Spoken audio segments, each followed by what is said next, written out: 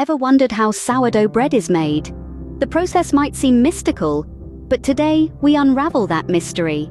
Let's embark on a journey to understand the art and science behind sourdough bread. The first step is to create what we call a starter. The starter, my friends, is the soul of sourdough bread. It's a mixture of flour and water that captures wild yeast and bacteria from the environment. This starter acts as a natural leavening agent, giving the bread its signature tangy flavour and airy texture. To make a starter, mix equal parts flour and water in a jar and leave it in a warm place. Feed it daily with the same amount of flour and water. In about a week it will be bubbly and ready to use. Now, let's move on to the actual dough. Combine 1 part of your active starter with 2 parts water and 3 parts flour. Mix them until they form a shaggy dough. Cover the dough and let it rest. This period of rest, known as autolysis, allows the flour to fully hydrate and the gluten to start developing. After the resting period, add salt to the dough and knead it.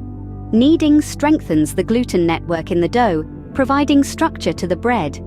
Once you've kneaded the dough, it's time for the first rise or bulk fermentation. During this stage, the yeast in the starter ferments the dough, producing carbon dioxide and alcohol, which give the bread its volume and flavor. Next comes the shaping. Deflate the dough gently, then shape it into a round loaf. After shaping, it's time for the second rise, or proofing. This stage gives the bread its final size. Finally, the moment we've all been waiting for, baking. Score the top of the loaf with a sharp knife to allow it to expand in the oven. Bake it at a high temperature initially, then reduce the temperature to allow the inside of the bread to cook fully. Once done, resist the temptation to slice it immediately. Let the bread cool to allow the crumb structure to set.